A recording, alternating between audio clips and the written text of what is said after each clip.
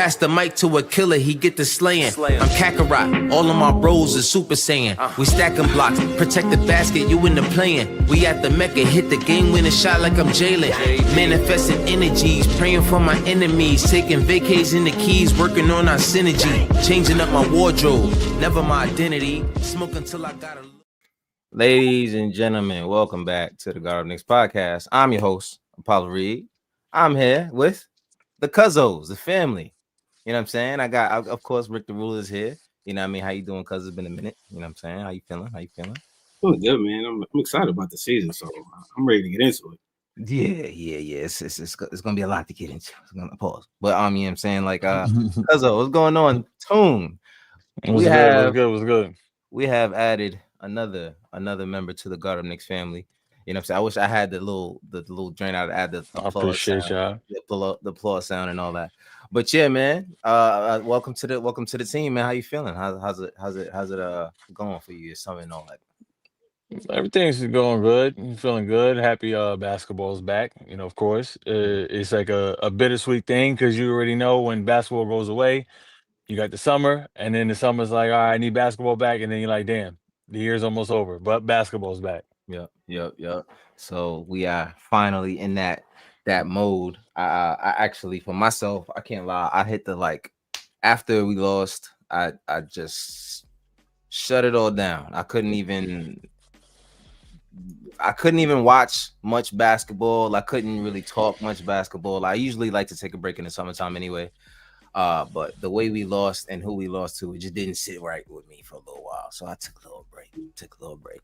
And so did the show in that time span. You know what I mean? Unfortunately. But you know, this is how we do it. We get right back into it. Season starts. So we have a new coach. You know what I mean? Like that's something that we talked about for 4 years. You know what I mean? Waiting for a coach that is not so heavy on the minutes, you know. Before we get into that, shout out to the chat. What's going on? Carbon Intellect, what's going on? What's going on? Welcome. My guy, Raul, was good. RBL basketball. He said we got a new member on the guard of the Knicks before GTA 6. That's Barnes. He's not lying, no. That's crazy. Speaking of GTA 6, man, that's gonna be a hell of a download whenever that happens. Looking forward to that too. That'd be cool. But anyway, Carbon Intellect said, peace and abundance to Apollo, Rick, and Tune. My guy, salute to you as always. Salute. Hope everything is good. Hope the family is good. Still Knicks fans, what's going on? He said, what's good, Knicks family? Salute to the chat. Salute to the fellas, Tune, Rick, and Apollo. Of course, my guy. Good to see you. Good to hear from you, man. Hope everything is straight on your end, bro. So, speaking of Ron, we're gonna have to get you up here. We're gonna have to get you on the show, man. It's been too long. It's been too long, bro. But let's get into it. You know, since we have a new coach, Mike Brown, who is not a new face in this league. He's been around. He's coached some pretty notable guys. You might know him. You know, LeBron, Kobe, those kind of guys. But he's been on those teams. Steph, he's been around those guys and all that. So he has a specific way of playing. His teams play fast. So there is a style of play that Mike Brown has. So we were looking, up until this point, we're still looking to see what that looks like on a Knicks team. You know what I mean? Especially given that we played under a coach that was ISO heavy. Pace wasn't that high, and this guy's almost the opposite of what that is. So Rick, tell me, what were your initial thoughts, and if you were able to at all, but seeing a lot of the introduction press conferences between the media and Mike Brown, what was your initial thought on what he could bring to this roster? Okay, initially, before I even saw any of the interviews, I wasn't a big, I wasn't really thrilled about it. But I was looking at, how we went about the whole process. So I was just like, all right, when you don't prepare, you kind of get stuck with things. So I thought it was kind of a consolation prize. So I was just like, all right, fine. We got Tibbs out. We already know where his faults were. So we're gonna bring somebody in who is the opposite of of Tibbs. Yeah. Then I thought to myself, is opposite gonna be better because we're winning? So if we do bring in somebody who's the opposite, does that mean we're gonna regress a little bit before we move forward? And that's always a risk. Right. Then after I saw I saw about an interview and a half. I liked a little bit about what he was saying. It sounded like he was still trying to be a little politically correct. Oh, we got a lot of talented guys. We're gonna, try to share the minutes, give everybody. I was just like, come on, that's not realistic. Like you have to have your set, and then you run plays through that. Yeah. But I do like what he did with the previous team he was on. It's fast paced and it worked out for them. Yeah. Can that work in New York? We will find out. So I'm still waiting. I'm still looking.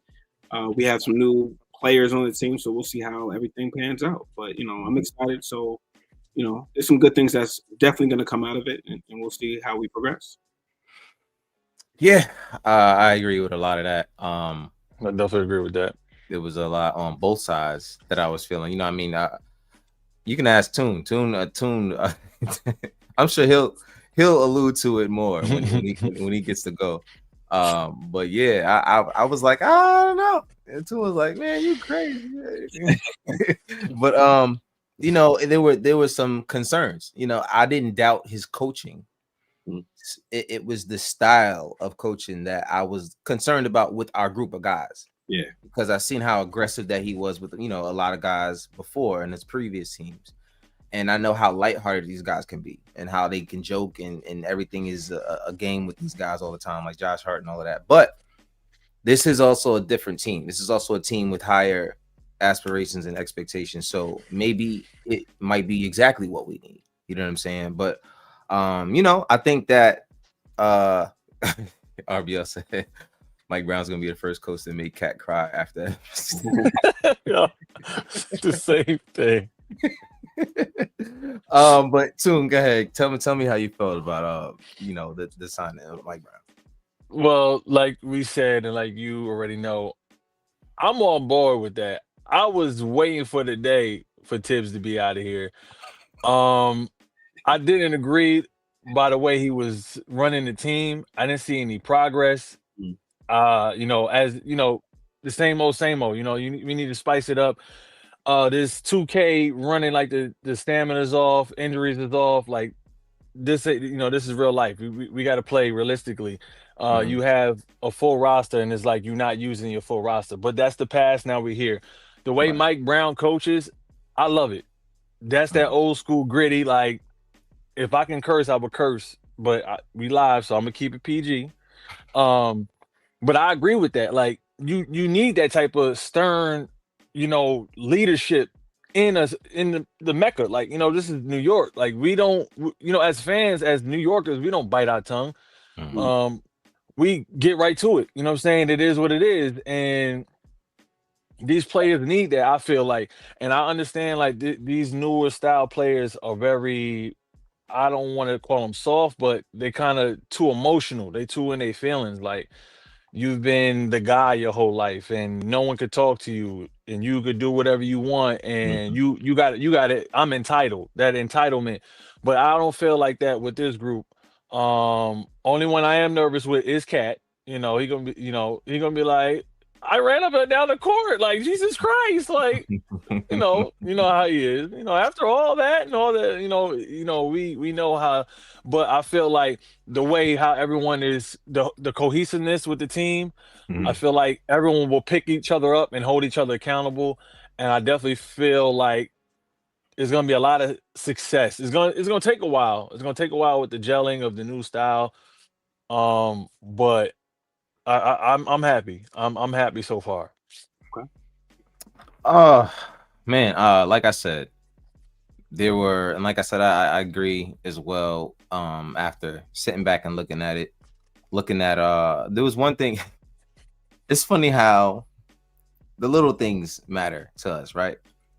You can be so upset about one thing, and it just be one little thing that'll make you happy. So I'm listening to an old might have been interview or something. I think it might have been an interview with Mike Brown when he was in Sacramento, and he's talking to, I forgot who he's talking to, but he's talking to the guy and he's telling him, he said, yeah, see this play right here, my assistant actually drew this play up, basically gave him a shout out and said, look, this is how we run this one, and I stopped it immediately. I said, I want him right there, because we knew goddamn Yeah, he wasn't listening. Tibbs was not asking anybody to do anything at all. Like he wasn't taking nobody's. Listen, oh, you want to run your play? When it's your chance, you'll get that. That's probably was Tibbs' whole idea. You know what I'm saying? His whole attitude with that. But you know, I always appreciate someone who knows they don't know everything. You know what I mean? Like I think that's what I appreciated the most about, you know, that hiring is a guy who knows, like, listen, I still got a lot to learn. You know what I mean? There's always going to be someone who sees something different than what I see. And that is a lot of what we complain about with Tibbs. As much as I love Tibbs, what we complained about is how stubborn he was. Yes. And how much he did not care about what was right or what we could have done. He believes that whatever the numbers say, the magic is in the work. You know what I mean? And so there was a lot of stuff that went over his head because sometimes he just was too up in the clouds to just see what was really going on. And sometimes it's just, that's what happens when you get up in age and you've had so much experience in the league. You feel like you don't have to take anyone else's word for it. You know what I mean? When you have the most experience on your team, you don't think. You said what? You know better than these young guys, right? Exactly, and that's my thing. If anything, the young guys are the main ones you should be listening to, because exactly, they're seeing things differently than what you've been seeing this entire time, obviously. So you know, and you know, like you said, Carbon, he said you get old. You know what I mean? It happens. You just get old, man. It's just you just go ahead too. Nah, I was gonna say you can't expect much from a man who thinks he still got a full head of hair. You know, slicking his 3 hair follicles off to the side and thinking like, you know. Yo, recently I see he took the clippers to the rest of that. He left the sides. He just, you know what I mean? He was like, yo, let me get these 3 strands up out of here, man. That's not enough. I mean, it worked for Homer Simpson, so I mean, I guess it did. It definitely did. He had the little comb for it and all that. I don't know. Tim should have just pulled them 3 joints out a long time ago. Like it could have just. I don't know. Personally, sometimes I'd be looking. I'm like, what are you holding on to? Hey. But you know, I'm just excited that we have a coach here who has, and you know, a lot of the things that I've always said, like I talked about on, I forgot, it was so long ago at this point. I believe it was on Nightcap when I said that there was a style of coaching that fit certain players. When you had a Kobe, you had a Jordan, Phil Jackson's style of coaching fit them. And that's what you have to have 2 guys, both sides. You can't just have talented players. Because if you have a bunch of talented players and you have a coach that doesn't know what to do with them, then you're not going to win. It doesn't matter what the front office does. You know what I mean? So you have to have someone whose style fits. And what fit a lot was you had guys like Kobe and Jordan who they got most of their baskets in the paint. You know, I mean, in the paint or in the mid-range. So that was where they operated. So, okay, cool. The triangle is the perfect system because it allows you to run a set on this side and on that side have off-ball movement. This way, we're not having 4 guys stand here and watch one guy dribble. Yeah. You know what I'm saying? And that's personally what I disliked so much about Tibbs' system is that there was a lot of standing and watching. And I'm like, at what point? And I would have arguments with my friends like, yo, Jalen has to get off the ball. And I'm like, who's allowing him to do this? You think Jalen is going to the sidewalk like, give me the ball, coach? Like, nah, like coach is like, yo, go ahead. He's done it since Chicago. Like if we know this is what he does. He has a star, he puts the ball in his hands, and that's how he runs. That's it. You know what I mean? And it works sometimes. It works. You know what I'm saying? It clearly got us to the Eastern Conference Finals.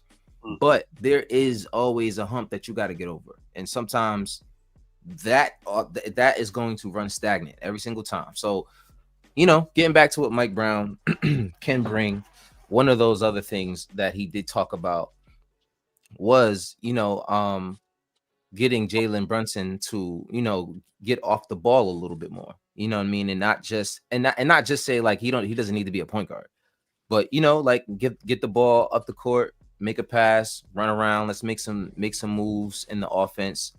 Let's make sure the defense isn't just sitting there watching us set up an offense. You know what I mean? Because that's very easy for a defense to prepare for that if you just see them just setting up like that. So, and getting Jalen Brunson off the ball, or getting, one thing that he said was he wanted to get the spray outs. Like he mentioned getting into the paint and spraying the ball out and getting, ball movement this way and player movement that way. And that's something that, we have been looking for. Of course, that's something that Jalen naturally does.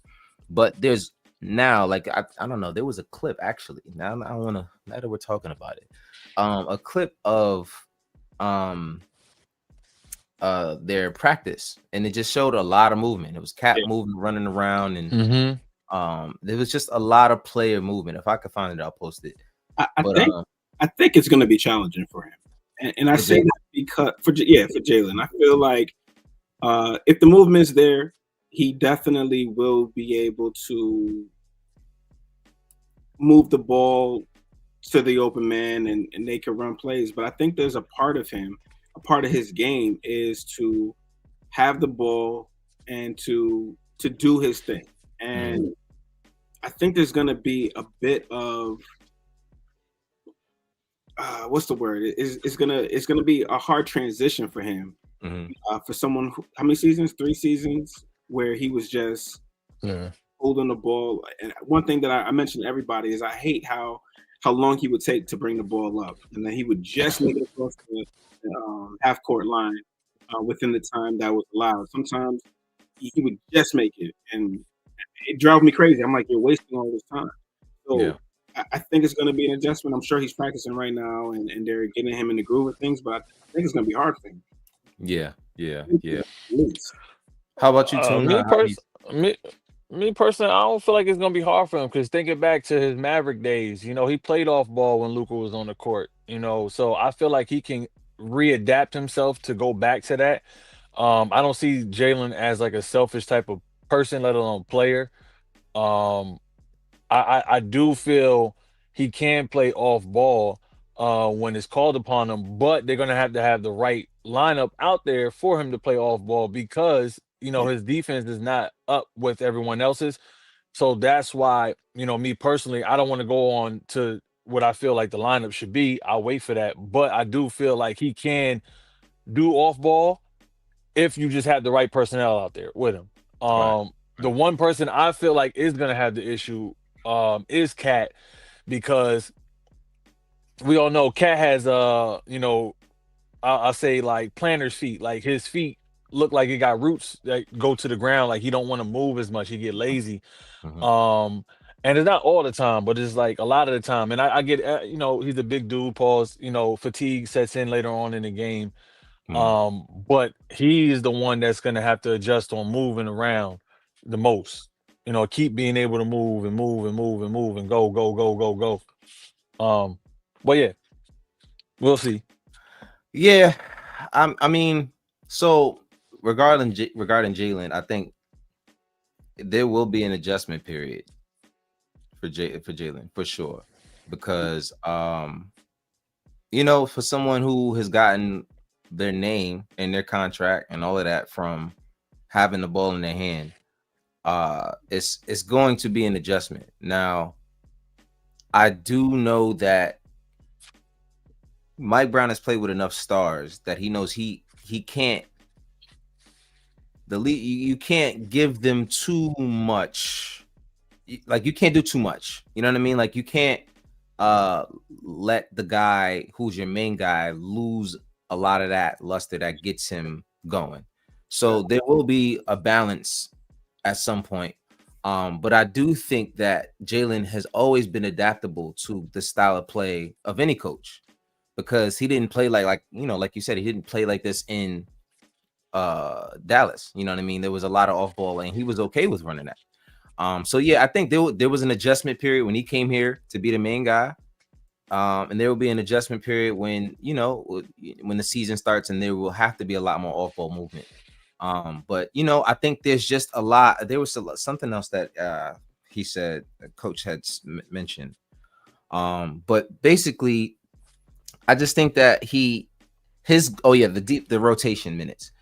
And that was something that I actually just saw. He said there might be some games, maybe throwing the towel a little early instead of trying to extend everybody's minutes. You know what I mean? And and that's basically what we were looking for a lot of these times. A lot of these games, they're up 20 and you still have the starting lineup in. Mm-hmm. Word.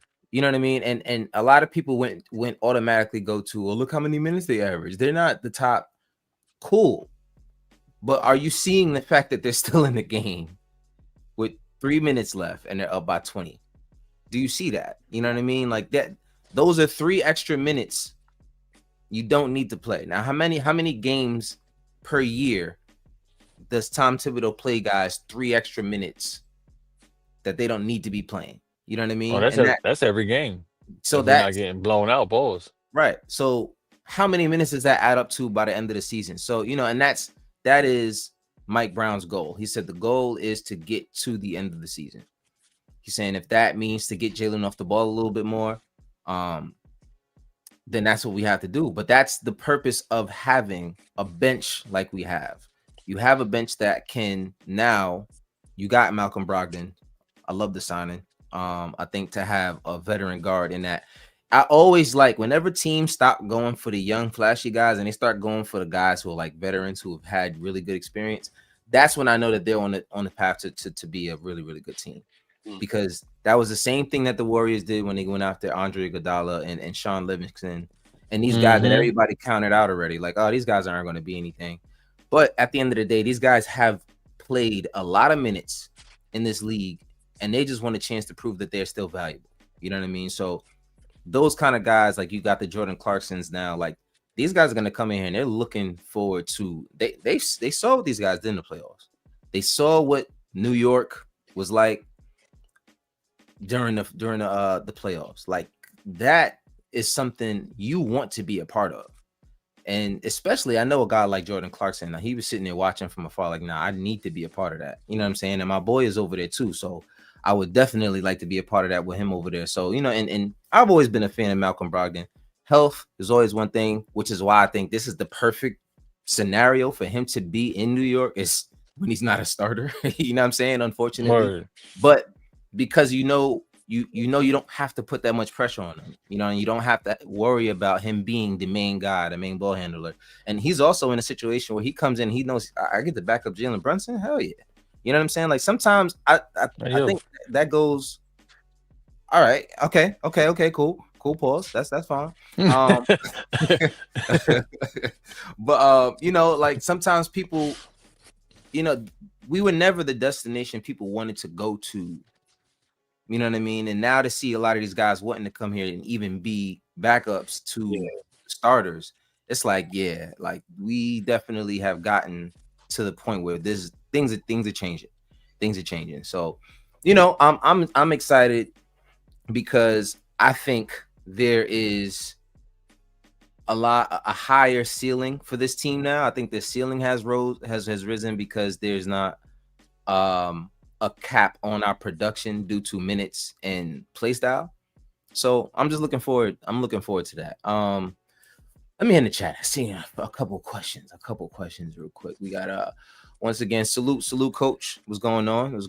Good to see you in here. Good to see you. What's good, coach? Bodega, what's going on? Salute to the God Knicks family. Salute to you. Wavy said, how y'all feel about the team as a whole, the overall team as a whole?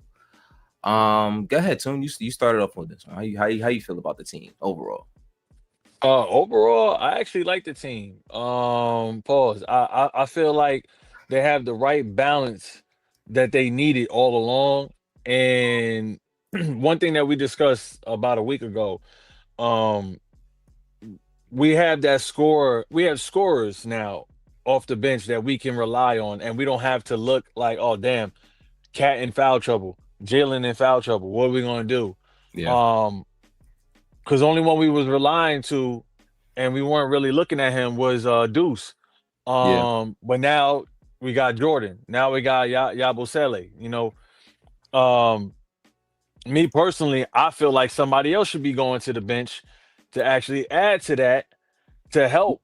We'll You get know, there. with that off We'll get there. ball situation with Jalen in the starting lineup.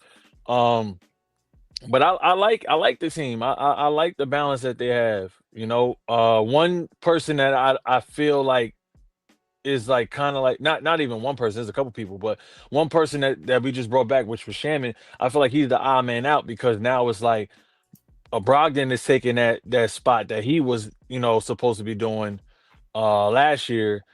So now he kind of sits at that Dylan Wright um position where he's not going to be utilized.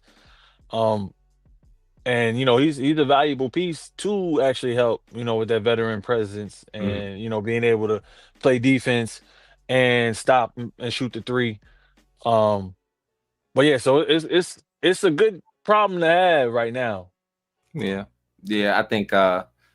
So I think my thing with Shaman is I don't know who to play him over. I do think that he really wants to be a part of this team, and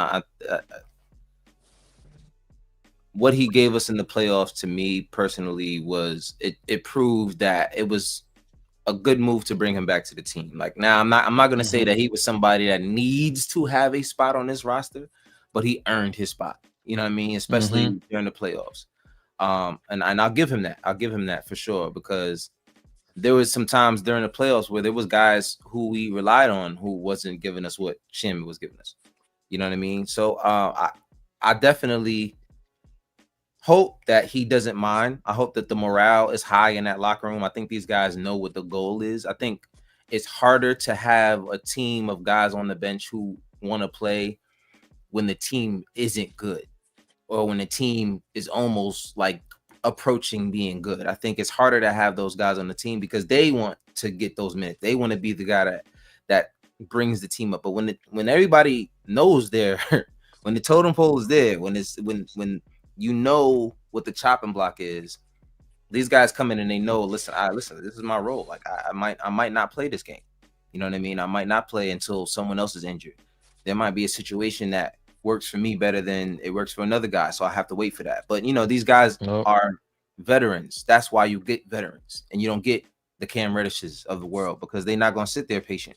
You know what I mean? They're not going to sit there patient. You got to have a bunch of veterans who have been patient their entire career and they can be patient on a good team. So it's good to have those kind of guys. I'd rather have a guy like him sitting there than maybe a Matt Ryan or Garrison Matthews who are there who might not get that time and feel like they still have a lot more in the tank to give another team. So they might not be as patient with the minutes that they're gonna get. So it's good to have those kind of guys. But that was all I had to say about that point. Rick, I'll let you elaborate a little more on yours, then I'll go again. It's tough. Like I was part of my church's basketball clinic, and you watch these young guys. Everybody out there wants to play ball. You don't show up every day to not play. So when you get to the professional level, you did everything to get to that point. You get contracts. You're on this team. You want to play, but there's only so many minutes that can go around. How do I feel about the team over as a whole? I think we're a pretty solid team. I think the only thing that is really going to stand in our way is ourselves. How can we adjust to one another? Can we get this team ball moving? Can everybody do what they're supposed to do? There will be injuries, like we already heard, Josh Hart, his finger or whatever. How is that going to affect anything? He's a tank. So, we really don't think there's going to be much stopping him. But you said pause? Oh, no, I didn't none. Oh, I thought it. We got. He said, "I thought it." We gotta have a pause cap per show, bro. We gotta have a. I'm sorry. That's why. No, let it fly. Let it fly. yeah. So I mean, there's going to be times where players are going to be on the bench and they're not going to see the floor at all. Mhm. And I feel bad for McBride because I feel like he was trending up, but then when we saw him in the playoffs, he was kind of quiet. And we need somebody coming off the bench that's going to keep the momentum going when the starters, um, you know, bring it. Maybe they're not firing at all cylinders, but the bench will come in and then like take over. And I feel like we have that in this team where there's a lot of players that know the game.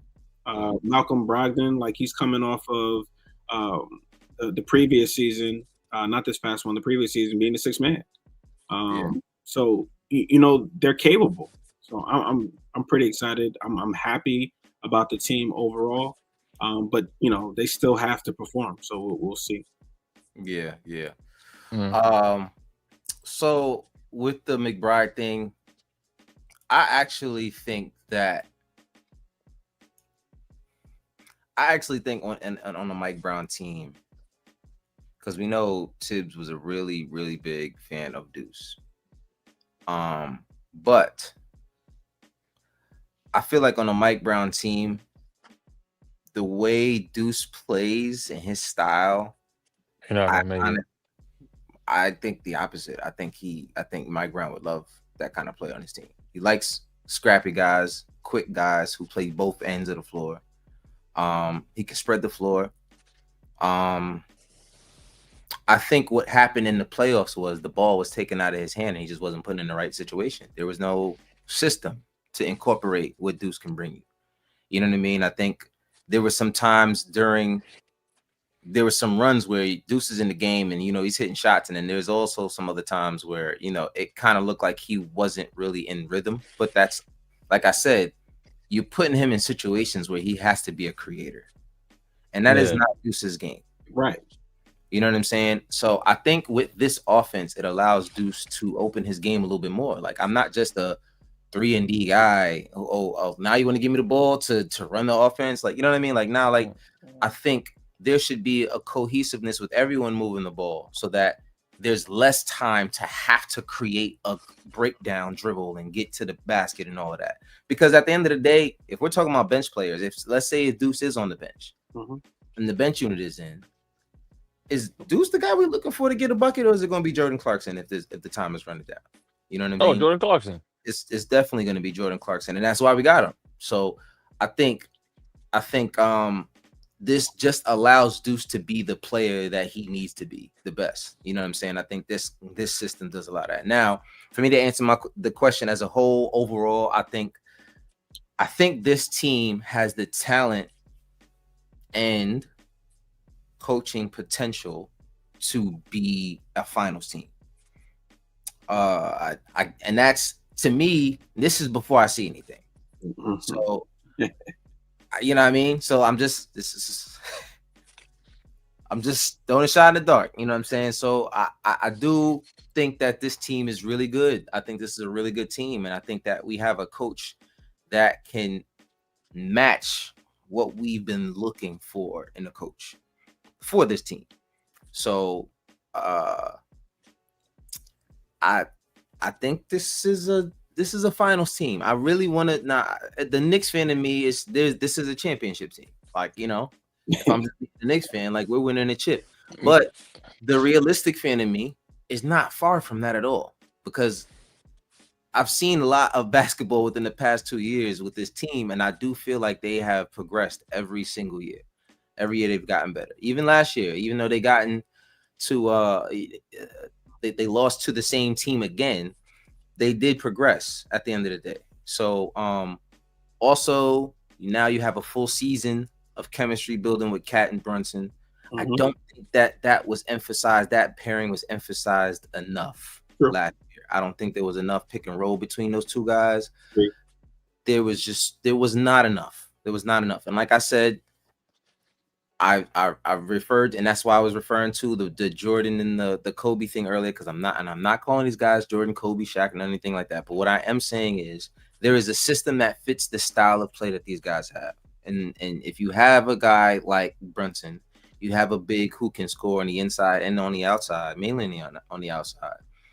there is a lot of action you can run on the other side of the court with the other 3 guys.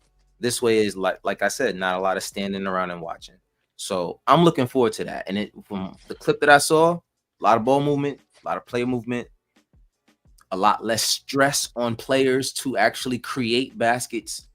It's a lot more cohesive of a basketball team. So as a whole, I think this is a really good basketball team, and we have a chance to win a championship this year. That's me. That's just how I feel. That's how I feel. All right. Next question. next question. You had something to say, Toon? No, I was gonna say the way you like presented that. I was gonna, all right, everyone have a good night. Talk to you tomorrow. Like, have a good day. Let's get up out of here. Oh man, so I'm just checking the chat. Shout out to everybody watching over on Twitter as well. Bodega Wi-Fi said we won games during the last 5 minutes after being behind by 20 plus. Yeah, that happened a lot of times last year. You got RBL's always gonna give you a good one. He said Brogdon looks like he could save you 25%. No, I always say, he looks like a lawyer or something. I did not respect him as a basketball player because he looks like someone's attorney. Nah, seriously, he looks like he wears a suit and carries a suitcase into the arena every single time.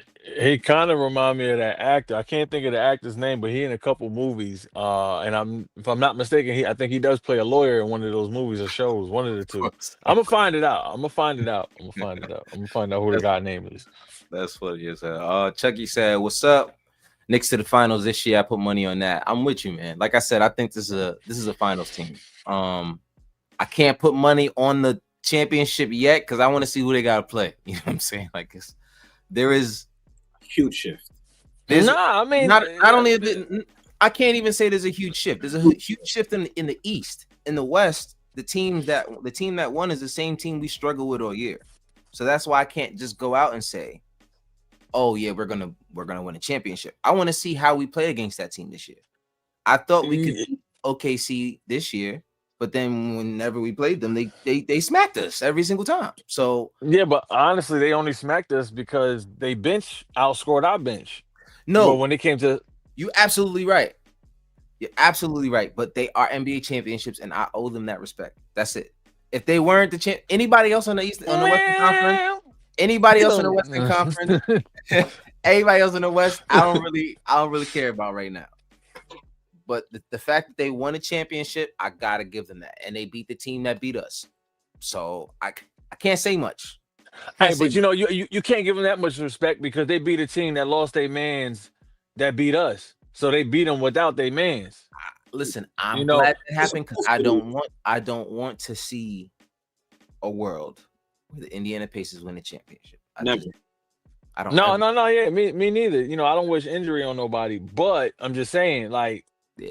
So if we had a bench last year, I can't even go off of but if we had the team that we have right now against Indiana's team last year, we would have beat them.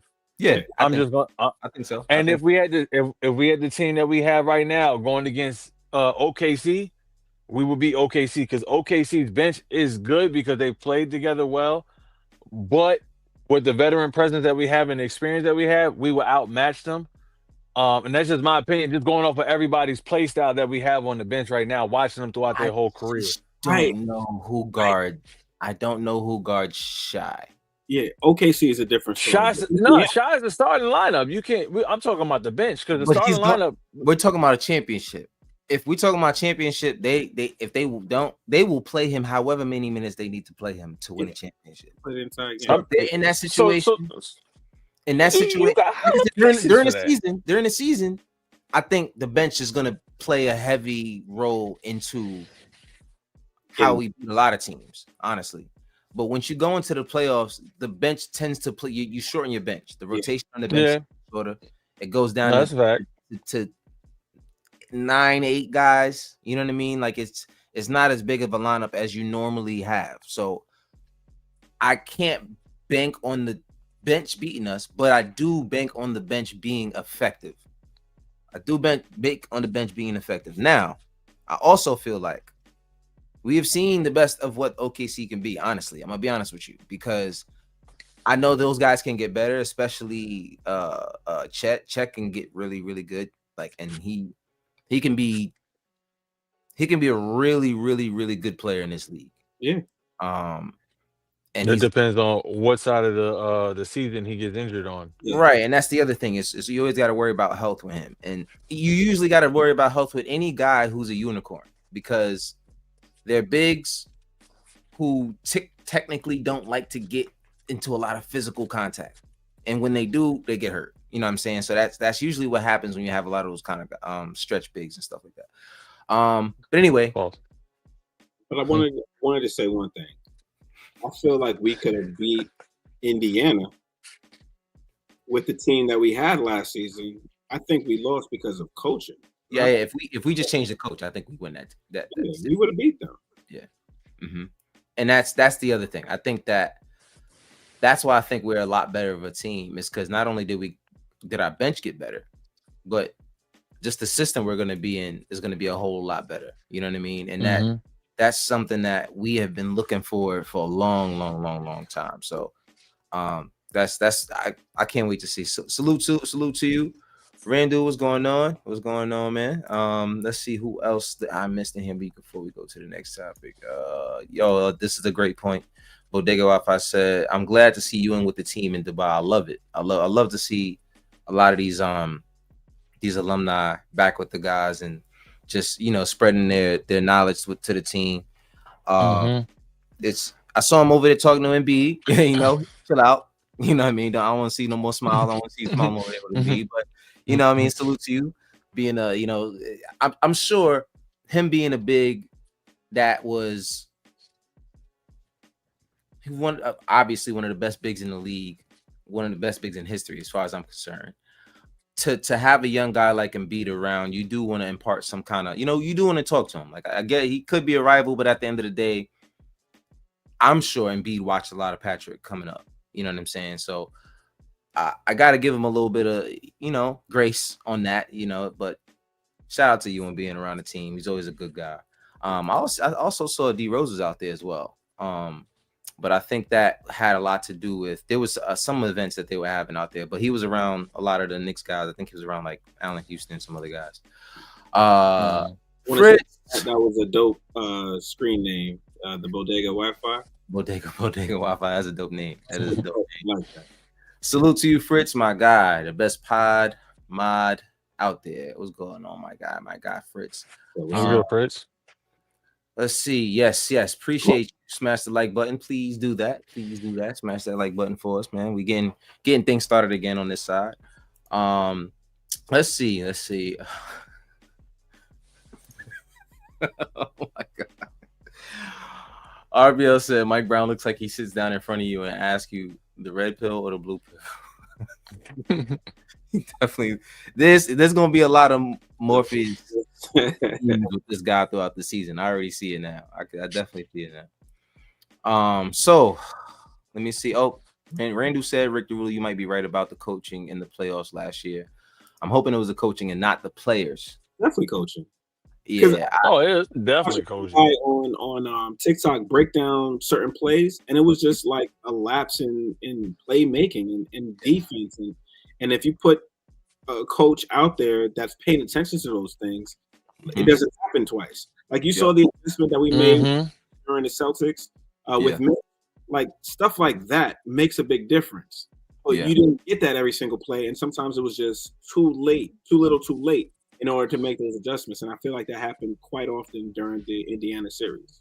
Right. Yeah. You know what I noticed though during the Celtics series that what Rick brought up, I saw Rick Brunson having a lot of input and actually Tibbs listening. Yeah. Because I was analyzing the bench. Because I nitpick with Tibbs. I couldn't stand him.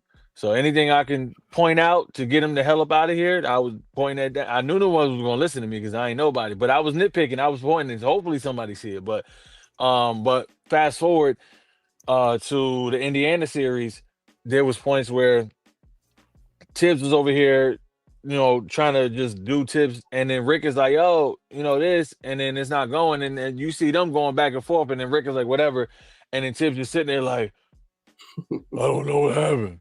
What are you doing?" And it's like, bro, like, you know what I'm saying? And Rick Carlisle's looking over at y'all doing all this, and he's like, "Oh, got him." We got him. Thanks.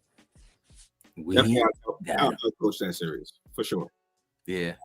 Yeah. No doubt in my mind. They were absolutely outcoached. I also, you speak of Rick Brunson. I'm looking forward to seeing how he's utilized on this bench. I want to see the leash he's given. I want to see what Mike Brown puts on his plate. You know what I'm saying? And what kind of impact he's gonna have on his team. You know what I mean? I think he can bring a lot to a basketball team. He's an ex-player. A lot of ex-players know a lot about the grind and the emotions of being in a lot of these situations, especially in the playoffs. Yeah. But I think there's, he was a big, of course, because of his days in Chicago and even here, of course, he had a really, really close relationship with Tibbs, which is why Jalen has a huge relationship with Tibbs. So I'm looking forward to seeing what Mike Brown employs him to do. You know what I mean? He's obviously known for having guys on his staff set some plays up and run some things and run some practices and giving these guys a lot of the opportunities to give him some insight that he just might not be seeing. Yeah. So I'm looking forward to that, man, because there's definitely that's the whole point. Like, why have a coaching staff? Yeah, you're not going to listen to them when Mhm. it comes to it. These are personnel who's working with the team throughout the week. You're not doing it all. So, like, why not lean into what they noticed and what they see and their input? Like, it just doesn't make any sense to me. It doesn't. It just never made sense. He is literally, and this is why I really try to relax with my predictions. But this is the exact situation that Mark Jackson was in Golden State, man. Mm-hmm. It was literally the exact situation. He was literally handed the keys to a team that had Steph Curry, Klay Thompson, Draymond Green, all of these guys young before their prime. And there were times where they asked him, listen, just add this guy to your staff. You know what I mean? Who can give you some input on some offense. He didn't want to do it. He did not want to do it. And they cut that cord, and you bring in Steve Kerr, and they win a championship the same year. Like, that is wild to me. Yeah. That is wild. That is wild to me. So that's why I have to chill with how I feel about the Knicks. And as much as I might say, like, yeah, OKC, and I'm telling you, the Knicks fan in me believes we are hanging the banner already. Damn. Because there's just so much to what these guys could have been last year if there was just a little bit more. You know what I'm saying? Like, they were so close to just being just to be in the finals. They were this close to being in the finals. Yeah. Now imagine giving them a whole nother ceiling to go, whole nother floor or two to go, and giving them the utility tools that they needed to get there. To get there, man. Right. I don't. Like I said, I really, the fan in me wants to shut it all down now, but it's a long season. It's a long season. Yes. You know what I mean? Health is a thing. Yes. Chemistry is a thing. All of this stuff matters. So, you got to get there. And it's, as much as people want to see basketball, I've always said, like, listen, like, wake me up when the playoff starts, because that's when things get real. That's when things get real. I could care less what our record is like. I know that the guys we have on our team, if they are healthy, game one, I don't care what our record was before that, I put all the money on the table for these dudes, because I know what they can do. I know what they can do personally. There were some concerns, but a lot of the concerns we had, we added a lot of guys to the staff. Like I said, Jordan Clarkson, Malcolm Brogdon. One guy I haven't mentioned yet, Gerson Yabusele. I'm loving that addition, because we had no bully. We had no power forward. We didn't have a Off power. the bench. Nope. I don't even think we had a start. We didn't have a power forward last year. It's what I missed about Randall. And Yeah. what people say. I missed that most because he was nobody trying this dude. This dude Don't coming through. don't bring him up because his depression gonna kick back in. Yeah, talking about I was in New York. I was depressed, man. I was smoking weed because I was depressed and the pressure. I feel you, bro. Not everybody can handle New York. Not everybody can handle it. And like I said, I'm not even mad at him. I'm not even mad at him because a lot of people just can't handle it. A lot of people aren't built to deal with that kind of like not everybody can be mellow. Like everybody is a different animal. Melo handled all as much as Melo was loved after he stopped playing. Do y'all remember how Melo used to get dragged in New York? I used to hate that. That I used man to want never to put said hands nothing. and feet on people. Bro, he used to get dragged, and whether it was warranted or not, that man did not say nothing. He was just built for it. Exactly. You know what I mean? There's certain guys that are just built for it. You know what I mean? So I'm not mad at him. I'm not mad at Julius. If he's not built for it, he's not built for it. But salute to what, because I don't give a damn what nobody says. As much as he got on my nerves. If it wasn't for what he brought himself to the team, we wouldn't be here right now. That's just a fact. True. So salute to you for what you brought. You know what I mean? But back to Yabusele, I'm glad we have somebody who has the kind of experience that he has. He's also not just a backup. Like this is a guy who has played on obviously overseas. He played on the French team. And he's just he's like a Tasmanian devil, but just big as hell. You know what I'm saying? Just like he's just a muscle. Pause. Yeah, I mean, but musclehead. You know what I mean? But he's a really, really solid piece. And ever since what was it, 2 years ago? It was 2 years. It was 2 summers ago at this point when they went against the US. Oh, yeah. And he got that body. Yeah. He got that what? He got that body. Yo, I'm sorry. Raul's crazy over it. I don't know where he come up with this stuff. He said Randall is the type of person that was all I do is see him look over there with an apple like he said Randall's the type of person that will snitch on you during lunch for an extra apple. Yo, that's great. Oh my god, nah, that ass. Me looking like this as a teacher. And you know, Drew always make that face too. Look. Oh man, yo, that's funny as hell. All right, so before we get out of here, last topic: who starts? We got a lot of guys who are new to the team. Not a lot, a few guys are new to the team, but there are a bunch of different lineups that we can make out of the guys that we now have on this team. Because guys can be placed on the bench or in the starting lineup. It works, and that's the way I look at it. Is it doesn't matter who the starting of the bench is. Ain't nobody bench messing with this bench as far as I'm concerned. This is a starting lineup type of bench, no matter how you paint it. But one of the main issues everybody's been talking about has been Josh Hart in the starting lineup and what to do with Josh Hart. Does Josh Hart stay in the starting lineup? I mean, I'll give my piece after. But sorry. I'm gonna kick it to y'all. I'll let y'all do your thing. But I think there's a bunch of different lineups that can work. But you go ahead, Rick. Talk to me. Who do you think should start? Just looking at these names, all right. I'll skip over Deuce for a second because we kind of spoke about it already. You look at Mitch. Do you want Mitch playing with the backup squad? When I ask myself that question, I say no. I need him in the starting lineup. And if he's in the starting lineup, then you know what to do with Yabusele, Jordan Clarkson. Like we back up, Hart back up. Hmm.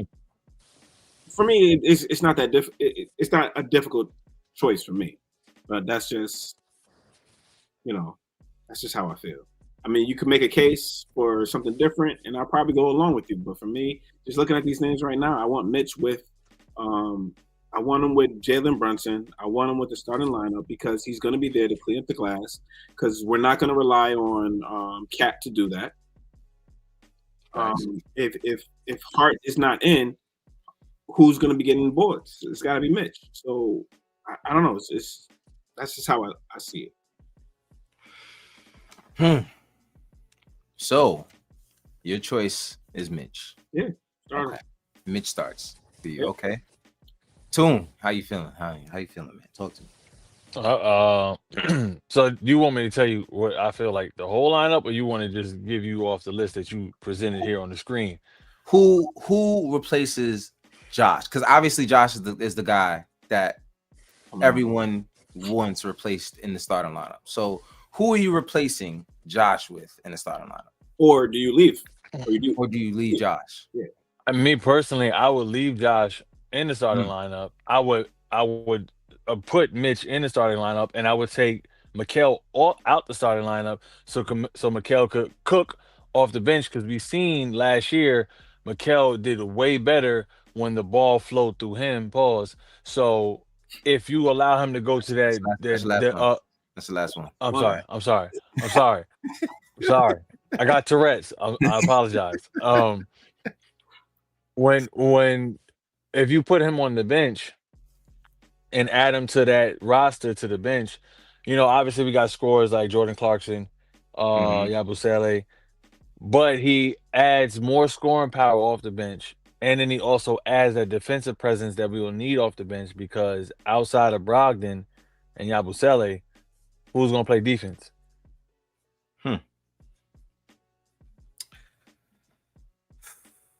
Don't forget Deuce. Deuce could play. Well, he probably with. Deuce is there. Deuce is there, but he's undersized, and that was a problem for Deuce with our lineup last year. Is us being undersized a lot of the times.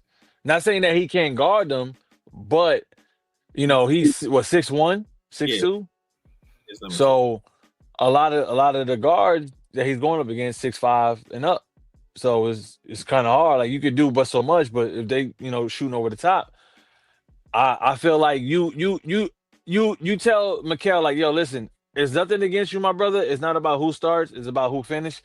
If you just come to the bench and let Josh go there, because then now what you could do is with the starting lineup, you want to do off ball. Josh already seen that he could bring the ball up the court, and now you can implement the off ball movement with Brunson.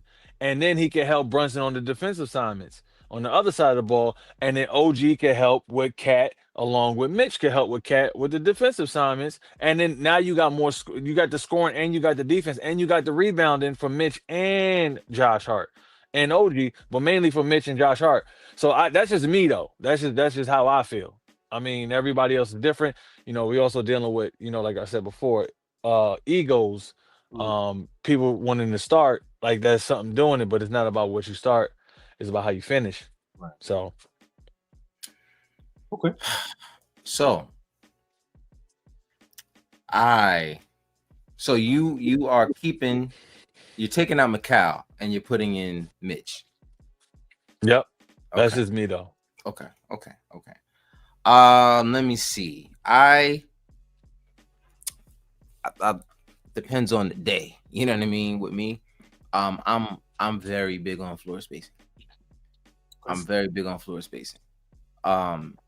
The reason why I could not leave Josh and put Mitch in there is because the floor would shrink tremendously, and it's a lot easier for guys to get off on their guy and help off on Brunson and help off on Cat. If you don't have to respect Mitch and Josh, you know what I'm saying, at the 3-point line. So usually what happens with Josh is he gets, not only is his finger jacked up right now, Is it his shooting hand or his off ball hand? I think it's his shooting. I'm trying. When he was looking at the camera, It was on his left side or was it on his right side? I thought it was his left. oh, It was his left. It's his left. So His left. so he's good. He a righty. He's a righty. He's a righty, but he's also not going to work too much on his shot because of his finger. You know what I'm saying? So like, oh, it is his shooting hand. It is his shooting hand. It is a shooting hand. Shooting hand. Yeah, I don't know. Okay, so I don't then know about that. okay, I don't know about that. so then that's a different story then. There was a lot of games last year where I think the ending of those games would be a lot more smooth if Josh would just take the three.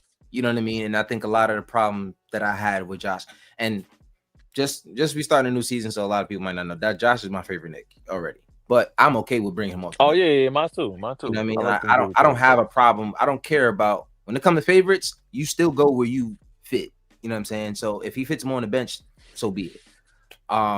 But having Josh in the starting lineup with the guys that can spread the floor, especially when you have a lineup where you have Brunson and Cat, and you want to give them as much space as possible because they can score on all three levels. So you kind of want those guys to have as much space where no one can step off their man and help, especially Cat, because Cat doesn't pass when he drives. He just does not. He just doesn't do it. He doesn't. Which, and I'm not mad at him because, you know, a lot of times he makes it anyway. So I'm not, you know, that's just who he is. I wish he would pick up his head a little bit on those drives and just hit somebody on a drive. He's a great passer when he's standing still. When he's moving, he will not press A. I don't know what it is. Like, it just doesn't. I don't get it. I don't get it. But, you know, I think that he needs that space. So when you have guys like Josh out there and he's playing the 3, or sometimes they'll throw the 4 out there on him. Now you don't got to. The 4 is just going to go protect the paint. They're going to go double on Josh. I mean, they're going to go double on Jalen. They're going to go double on Cat when they drive because you don't have to worry about Josh. I'll live with Josh taking that 3. So I can't keep Josh in the starting lineup for that reason. And like I said, big Josh fan, my favorite Knick. But at the end of the day, you got to go where you fit. So I say that to say, who's in? For me, it's Mitch. It's Mitch. And I say it's Mitch because our team hit an about face when that man became healthy last year. Mm-hmm. That team changed tremendously when he dropped onto that roster. And I was one of the ones worried. Like, yo, we might need to get rid of this boy before, you know what I'm saying? He might not even be ready. He came out ready, never got hurt again, and was probably the most impactful player on our team in the playoffs. Yeah. So I want Mitch in the starting lineup. He changes everything for us, especially because, like you mentioned before, with Cat, he's not gonna crash the boards like that. He's not gonna get physical like that. Nobody's scared of him. That is what I got tired of seeing. I got tired of seeing anybody drive to the basket. Who? Oh, that's Cat. Yo, watch out. You know what I'm saying? If I see Cat, I'm going to the bucket. I'm sorry, I'm going to the bucket. So you got, like I said, you got to put the guys where they belong. You know what I'm saying? And Mitch belongs protecting that basket, especially in the lineup where you got Cat out there. Now, there's always the floor spacing issue you're going to have with Mitch there. Cool, so be it. Run him in action. You know what I'm saying? Run him in action. Don't have him sitting by himself. Having Mitch on your starting lineup didn't work with Tibbs because you run an ISO and having him stand over here and nobody's going to respect him over there. And let him shoot a 10-footer. Yeah, like, but... Oh, wait, you said yeah? Listen, No. I will believe it when I see it. No. I will believe it when I see it. I think he could do it. I think everybody in the league can hit a jump shot. Yeah. Just let him do it. Is it a 10-footer? I think Rick Brunson can hit him. Pause. I mean, I think anybody can hit a midi out there. I think the ball boy could go out there and hit a midi. but if you allow him to shoot the ball, now you gotta respect him. You have to if you want that consistently a part of your offense. It has to be good enough to where you will have to implement it. Get a couple times a game, but I don't. Yeah. I wouldn't. I don't see I don't mind him taking one a game if that's it. Cool, take one. Yeah. But if I see you taking more than one, Well, if it's falling. Now, what if it's like let's say he put up 5 and he hit 3 out of 5. I don't ever want to see Mitch take 5 jump shots in a basketball game. If he took 5, you would have to make all 5 in order for me to be like, all right, he should do that every game. So not even by the 5th one, I'm yelling, what is going on here? But what if he's hitting them? If he's hitting them, I'm still yelling, what is going on here? Because where did this come from? I'm with it. If it's a play that calls for it, like let's say Brunson can't get free, and he's got one man on him, and he could just turn around and knock that down. I'm okay with it because it could allow then for the defense to lighten up, like you said, and then Brunson will then get available, and then he can get the ball. But every time he gets locked up, he just turns around, knocks one down. I don't really want to see it. I'm just saying if it is something that they're trying, he would have to knock it down every single time. Every single time. For me to be like, all right, it's okay. Right. I would rather see him roll and just dunk it. Like just dunk it. Like I don't want. I'd love to see that. I'd love to see that. But or even a hook shot. He's starting to do more. There's some. I love the plays where I see Mitch catch it mid range, head fake or pass fake, one dribble and just fucking slam it down, bro. Like on the like that's what I want to see you do. You know what I'm saying? Like don't stand there and not know what to do with the ball. Like that'll piss me off. I don't care if you don't shoot. Do something with the ball. You know what I'm saying? I can see Mike Brown running on the court. Get your ass over. Absolutely. He's yanking him by his jersey off the floor, bro. So that's what I'm saying. Like, I would be more comfortable seeing Mitch with a drive. Once I see you doing that, then I want to see you hit a midi because now they're gonna expect you to do that. You know what I'm saying? Like let's add this in layers. You know what I'm saying? Because I think there's a lot to what he can already bring the team. So I'm not mad at that. So anyway, I want Mitch there because of rim protection. I want him there because of the confidence he gives the guys to defend on the perimeter and not have to worry about whoever is going to get past them. You know what I'm saying? And also the confidence in knowing that whoever drives to the basket is going to see Mitch and say, all right, let me go this way. You know what I'm saying? He just does that. Yeah. I love seeing it. You know what I'm saying? So there's, like I said, out of all of the guys that you can put up there, Deuce, Mitch, Hart, Yabusele, Jordan Clarkson, anybody, there's a weakness.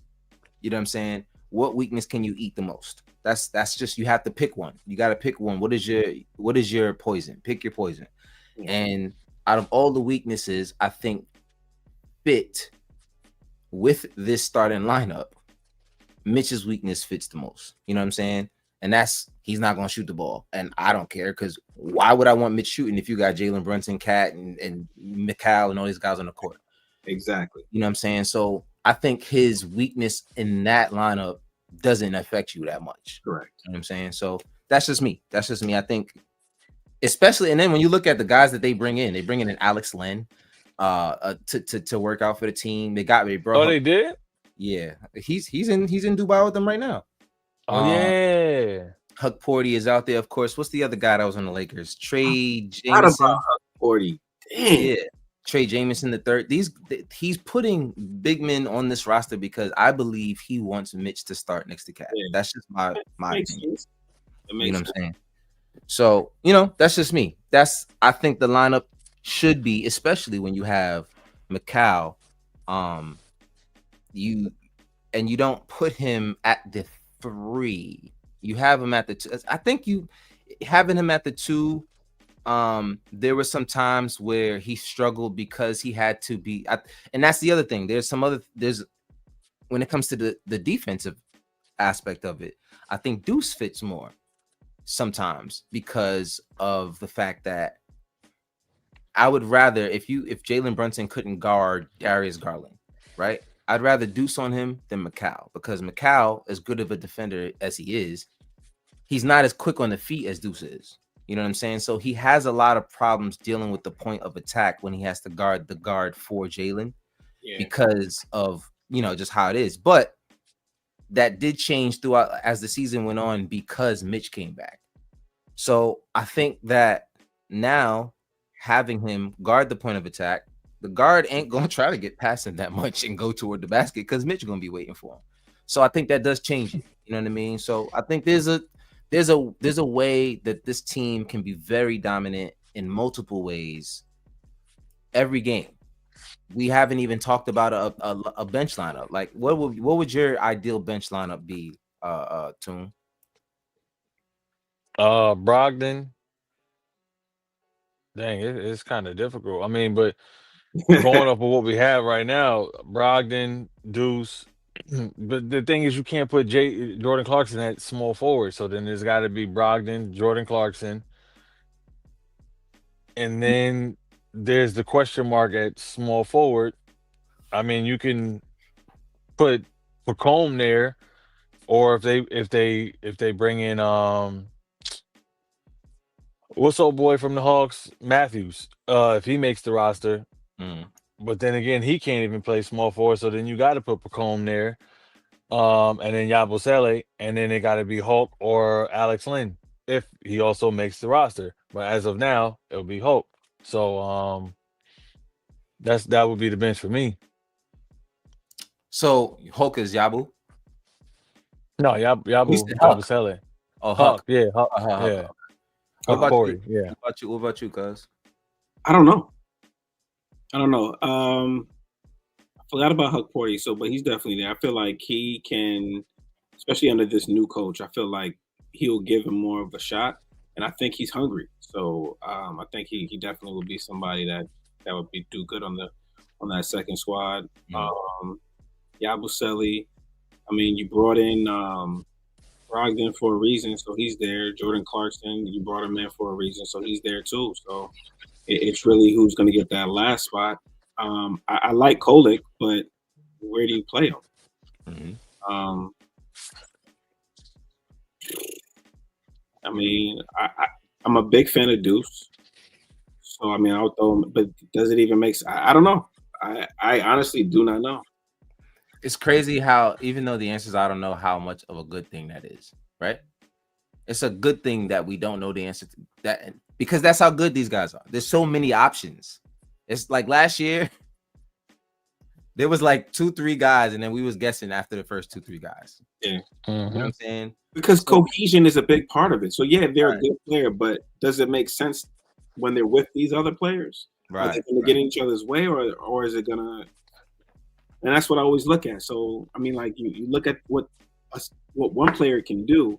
Does that translate as a team? So I don't know. Yeah, it's rough, man, because there's always gonna be a guy who is the odd man out, no matter how you paint it, right? Yeah. Unfortunately, I think Kolek and Pacome don't play much this year, guys. And I'm just being honest. At best. Yeah, but garbage minutes at best, and that's because these guys are trying to win, and there's guys ahead of them who have the experience. Yeah. I think depending on the night, that might even apply for Huck. I think he's the only one that gets decent minutes out of those three. Yeah. I can't even say he's my backup center. No. You know what I'm saying? Because there's so many other guys there. So if I'm going with it, right, I would go Malcolm, Deuce. I would have to run Deuce at 2, and I'd have to run Jordan at the 3. Like he's gonna have to deal with it. You know what I'm saying? But at the end of the day, it's not like you're going against starters. You're going, you know what I mean? You're going against the B squad. So because you got to guard them, and Jordan Clarkson, like, well, you got to guard me too. And I'm, you know what I'm saying?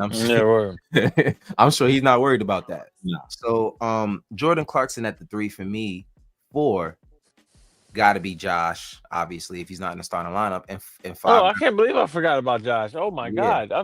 That's what I'm saying. There's so many. That's so disrespectful. Different Josh ways Hart. you can go. Josh Hart is gonna play the small forward. I forgot about him. I don't know how I forgot about him. Well, that's what I'm saying. This is what I mean. Jordan Clarkson is going to play. Yeah. Deuce is going to play. Brogdon, Josh is gonna play. Those three alone, without even naming Brogdon, not even naming Brogdon yet, but because Brogdon's obviously going to be the point guard if he does play in that role, right? Yeah. So at the 2, 3, and the 4, it's going to have to be Deuce, Jordan Clarkson, and Josh Hart.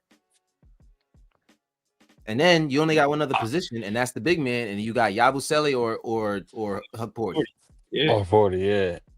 I kind of feel like, I don't know, but something's telling me like Deuce might get traded. I feel like Deuce might get traded for I think there's a lot of talk because something has to happen. There's too many guys, and I also think that the front office, there's some good guys in the front office, and they don't want to have guys just sitting there if they're not going to have the opportunity to play. So I do think there's going to be something that they're going to have to work out that they don't want to, just to free up some space. So now, like you mentioned, Deuce. Someone else mentioned, I think Coach said, yes, I see Coach. He said, hold on. He said, hot take. This is the first thing he said. Careful. You guys ready? Hot take. But I would trade Josh Hart for Grimes. Better fit. I don't know about better fit. I know he goes on later to explain why he says that. I don't know about better fit though. Grimes is a ball dominant player. I think he wants the ball a lot. He wants the ball. Yeah.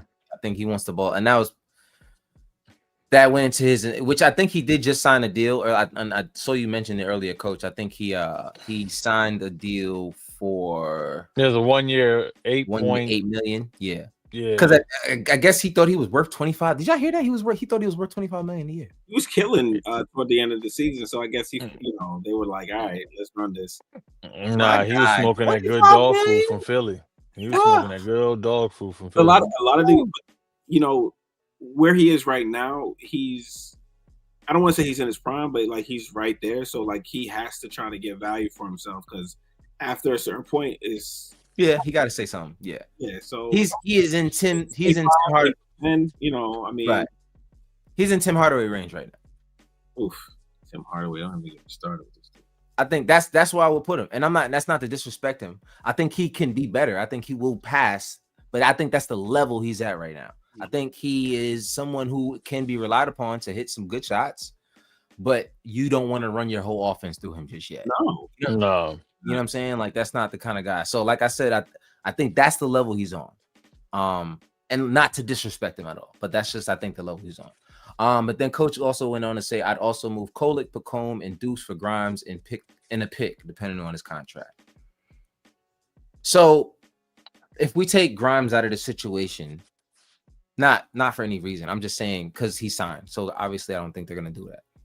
But I think a trade involving Pacome, Kolek, and Deuce is possible because of the scenario we were talking about. We have the bench unit, and now we don't know who. Like if you got Malcolm starting coming off the bench as your one, it's either Deuce or Jordan Clarkson at the 2.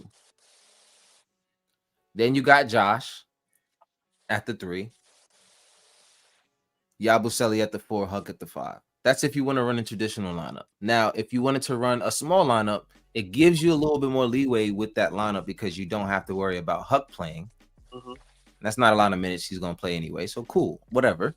Huck doesn't have to play. Yabu can play a lot of those backup minutes. And I think there's going to be some staggering with Mitch and Cat anyway. So there might not be a lot of minutes for Huck to play. So there will be a lot more minutes for Yabusele to back up Mitch in a smaller lineup off the bench.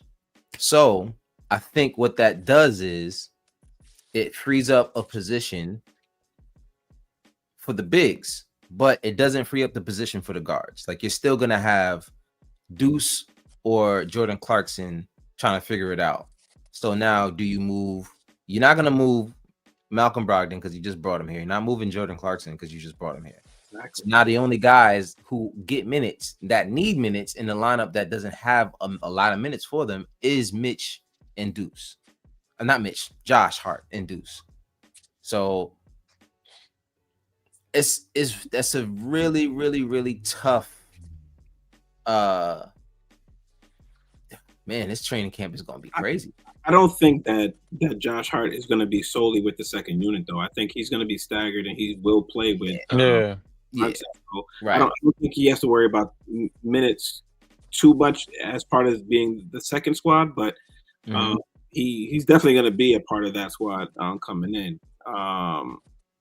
But we got to see what they're going to do, because I know they're not done yet. They No. We always think they're done, and then they do something else. We're like, oh, okay, you guys are still working, So let's not build any houses yet, because a lot of these bricks are going to be moving. So sorry for the analogy, wasn't? Yeah, no. Yeah, I was about to say I paid him for.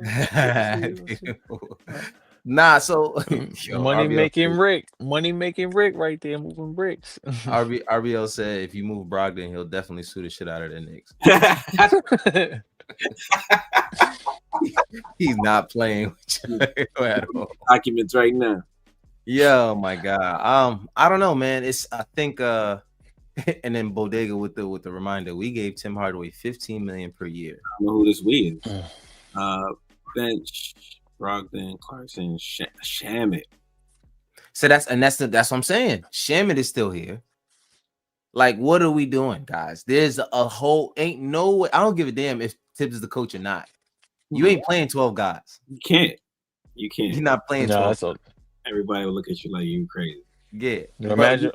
And you also need to have some young dudes. Because what if you have a lot of garbage minutes? You can't just have a bunch of veterans out there running. You got to have young dudes. So that's why it's like, I don't know, bro. Like something has to happen before, like, the only one that doesn't have a guaranteed contract out of those guys we named is Brogdon. But I have to believe that Brogdon is going to get a contract here. I think he's definitely going to get a contract. He's going to get a guaranteed deal. So when you look at it like that, it's just so many people on the roster. At this point, it's like, what do we do? Like, now I'm hearing all these names. It got to a certain point where I'm hearing these names, and I'm like, all right, what they doing? Because now I'm like, yeah, it's hard to say. What you doing with all these dudes here? So let's just looking at this right here, right? You got Clarkson, McBride, Hart, Pacone, Brogdon, OG. OG look like he'll knock somebody out. You still got Kevin McCullough in the 2-way deal. You got Jalen Brunson. You got Tyler Collett. Garrison Matthews, Tosan. I think Tosan is on a 2-way deal. He was on Brooklyn last year, I believe. He looked like what's his name from Cleveland? He absolutely looks like Garland, Darius Garland. Alex Lynn, and that's damn. Not a huge fan of Len, so I'm not a huge fan of Len, but I do like. He's a good rebounder. I like the fact that he's a 7-footer who he's a big bulk. Like, he's not you're not pushing him around, right? I mean, you kind of have to have one of those kind of guys on the team. Now, I don't think he's gonna get a lot of minutes if he does stay. But I'm just going down this. These are a lot of guys, yo. I can see Grayson Matthews staying. I honestly can see him because he does have a nice jumper. So, all right, if let's do it like this. Let's count out 10 guys. Who's the last? Huh? Well, who's the last dude? Oh yeah, I forgot about Dewari. I forgot about him. But he's gonna go to the G League. DR is going to G League. Trey Jameson's probably not getting a contract. Because it's just I don't think we have the space for him. So all right, let's just count out the guys from here. Let's just count. That's 3. Hug Porty's 1. Mm-hmm. Cat's 2. Let's say Landry's 3. Yo, hold up, real quick. Don't Muhammad look like he could be Mikal if he got really dark skin? That's just me. I don't know. He do have a Mikal. He kind of look like Mikal little brother. Mikal smirk. That's funny. So oh man, so we got three straight right there. So that's 6. Yep. I can't count none of those. Nah. Matt Ryan going back to playing football, so he getting up out of here. You stupid. Jalen is 7. Yep. Kolek is 8. Counting Kolek. Okay. Yeah. You got. He's under contract, so you got to count him. Okay. Now he going to the G League. He going to the G League. I mean, that's he was doing both. He was doing- Yeah. So that's 8, right? Yeah. Kolek's 8. Dang, Brogdon is 9. OG's 10. Combs 11. 12, 13, 14. 14, yeah, 14 dudes. And we didn't even count Kevin McCullough Jr., Garrison Matthews, Alex Lynn, Tosan, Matt Ryan, Diarra, Trey Jameson. I just said Matt Ryan going back to playing football. He ain't staying here. That's what I'm saying. We didn't even count him, and we still counted 14 dudes. Yeah. So if we eliminate the starting lineup, right? Just eliminate the starting lineup. Let's say the starting lineup is Brunson, McCall, OG, Cat, and Mitch, right? Who's left? You got Brogdon, McBride, Clarkson, Hart. That's 4 already. Yabusele is your 5. That's 5. So now anyone after this, that's 10. I mean that's your second 5 is what I mean. Yeah. So anyone after this is not slated to get a lot of minutes. So now you're talking about Kolek, Kevin McCullough Jr., Shamit, Hukporty. So like there's not a lot of time for these. There's going to be a lot of bodies on that bench. Yeah. And there's going to be a lot of bodies on the bench. Hope they cheering everybody else on. Yeah, I mean that's the impact they got. Nick Yak, this is kind of what I was alluding to. I don't think Shamit can make it just because I don't think the minutes are there for him. Like I don't think the minutes are there. Shamit, as much as I want Shamit to be on the team because of what he's done for us, he's not cracking anybody else's minutes.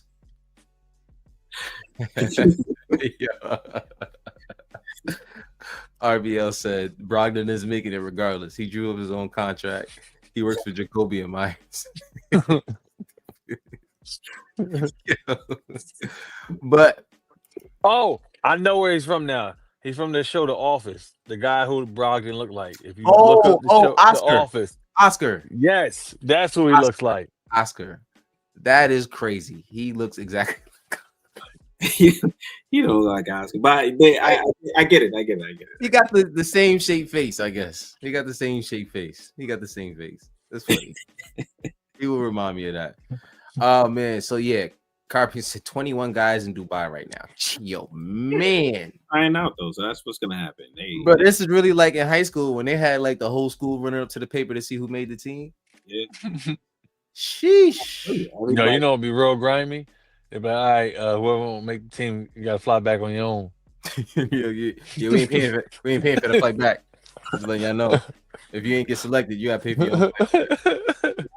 You could just stay out here and play overseas if it works for you. You know what I'm saying?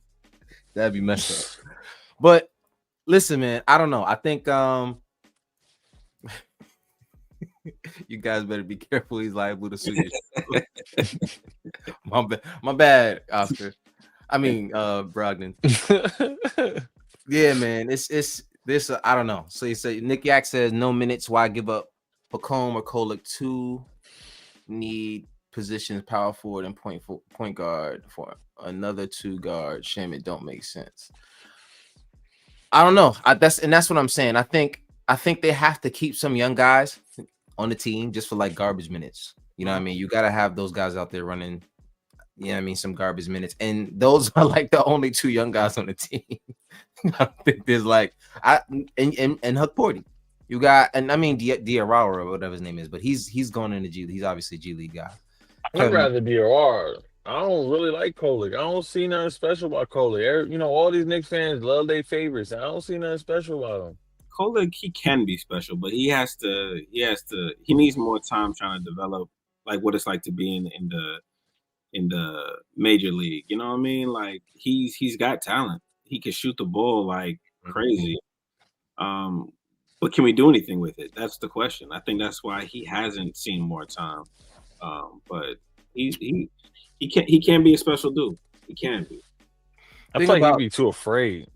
Nah, I don't think he's afraid. I think he actually, no homo. The motherfucker got a set of balls on him, bro. Like he don't care. Yeah, he don't care. Like he will go toe to toe anybody. That's what I do like about him.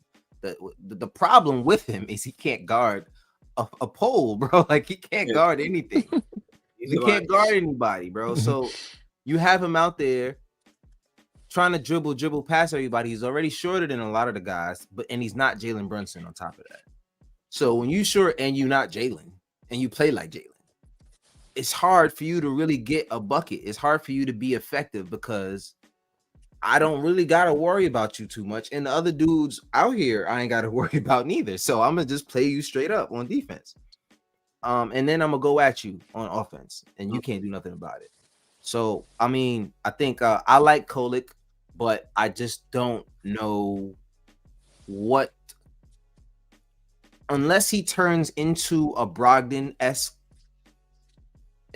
and unless he delivers the Brogdon kind of effectiveness, I don't see him staying on the team because as much as I think he's good, I think he will be good somewhere where they don't need to be good right now. Like, you know what I'm saying? Like, let him go get his reps on any team. Like, there's a bunch of teams that he can go to right now and go get some good reps up there with them and just, you know what I mean, work through his whatever he got going on, because I think he's talented. I just don't think he can crack, like, take someone's spot. That's what I'm looking for. Absolutely. I'm looking for him to take somebody's spot. That's the only way Tyler Kolik is gonna make it in the NBA is if he takes somebody's spot. And until he does that, it's gonna be really, really hard for him to stay on this team at least. I mean, me personally, I'll trade him right to the Rockets while his hype is still up. Go get draft capital for him because they need a guard over there. It's not a bad idea, especially because we already running into our guard issues and we got too many guards. You know what I'm saying? Bodega Wi-Fi said no sewers in Dubai. They recycling water. They better not drink that. Let him be drink it. Please let him be drink it. And they be doing a lot of nasty shit in Dubai. Oops, sorry, I didn't mean to curse. I apologize. I'll go in timeout. Yeah, you're good. You're good. Hey, listen, I ain't nobody chaperone, man. We all grown on here. We have fun on this show, especially when Dre's on here. You ain't gonna stop him from saying all kinds of wild shit. Hey, my mom's watching it. Your word, like your mom's is. Never mind. It's all good. No, just say it. You already said it. Keep going, Dre. It's cool. But but yeah, man, I think there's a lot to this. Drinking camel water. Y'all are wild. I think they would. If I was in Dubai right now, I'd be handing Embiid a cup of water, like Leonardo DiCaprio in Wolf of Wall Street. He was like, yo, it's funny. Dirty water for him though. It's funny that they're in Dubai. I got a story about Dubai. I'll say it after we're done with this, but it's a really funny story about Dubai. Oh my God, Lord, let's not get a band on here anytime soon. No. It's a personal story that happened to me. No homo. You know, I don't play that. Okay. No, not like that. Not like that. I just, you gotta be careful of what you say. No. Yeah, but you know, yeah. It's nothing crazy. It's nothing crazy. Okay, cool. Nick Yak said during the year Kolik hit 4 more 3, he would have averaged 38%, 18 for 46. Kolik is 6'3", 41 assists to turnovers last year, led NCAA in assists last 3 years. Yeah, like I said, yeah, he's not a terrible player. I just don't see him taking. Like I said, my point is not that I don't think he's bad. Right. I just don't think he's taking anybody's spot on this team. who are you putting him over? Yeah, that's all I'm saying. Who are you putting him over? I like Kolek personally. I like his game. I just wish he was a little bit better on defense. But at the end of the day, Brunson is not great on defense because I mean, he's also undersized. But you but gotta give that much more on the offense for me to not care about how much defense you don't play. No, but Brunson does do his defense due diligence because he grabbed charges and shit like that. So absolutely. Kolek not doing that. Someone run over Kolek, he gonna end up in a box because he's not experienced yet. But I named my fantasy league after Kolek last year just because of how it sounded. It was called Collecting Wins. Oh, that was. I like that. I made it up myself. I'm very proud of it. That was sharp. I like that. I might put that in the bar somewhere. You know what I'm saying? I might put that in the bar somewhere. But nah, man. So just to wrap it all up, because I think we covered everything that we wanted to cover today. Great points and all of that. I just I'm looking forward to what this team is gonna look like come January. Once we figure out the roster, figure out everybody's what the totem pole is and what the offense is, and once everybody gets settled in what their offense is. I don't want it like last year. We're not even 20 games in. You remember those conversations? We're not even 20 games in yet. They'll figure it out. 20 games in, they'll figure it out. And then it was January, and it was like, these guys didn't figure it out yet. You know what I'm saying? So it's and Tibbs is still saying like, you gotta follow, the magic's in the work. You got it. The magic's in the work, but we don't. You don't practice exactly. Yeah. It's cool, man. I listen. Tibbs is not a terrible guy. I just wish he would just listen to somebody else for once. Like, what I mean? Just add a little bit. I think Tibbs can still give a lot to other teams. I mean, you see he's on his tour right now. I think he still has a lot of knowledge he can give to a team, but I just wouldn't put him in charge of my team because I just know how stubborn he can be when it comes to certain things. As much as he is talented as a coach, can you put him as a number two though? Because it's gonna be his way, or he's like going. No, honestly, Tibbs has had a track record of being a great number two. He's had a track record of not being a bad just assistant coach at all. Like he was on the Celtics assistant. He was an assistant coach in the Celtics roster when they won it with KG and all them. So like but that was long ago. That was like no, but for sure it was long ago. But he has experience being on the bench, and he's had a lot of experience from the Knicks. He was on the bench for the Knicks before. You know what I'm saying? In of course, a long damn time ago. It's even worse. It's even worse. You didn't know. Well, I mean, you being number two and on the bench, you should know what it feels like to have some players and want to see them. Yeah, facts. And so for you to just ignore all of it, it's just maybe not all of it, but to ignore it, like what did that experience teach you? No, I think, and that's what I'm saying. Like I think that's the thing. He was a good coach. It's just he was stubborn. I think he got in his own way. He could have given himself a lot bigger of a slate if he just was more receptive to just anything else that was out there besides for just sticking with what worked for him, especially after we won the game a certain way. I think it was I forgot what game it was. We were struggling. I think he finally changed the lineup and did something. He ran a certain lineup. He ran with DeLone Wright. That's when he first started running with DeLone Wright. We won that game. And the next game, he went right back to it. And then we ended up losing the series.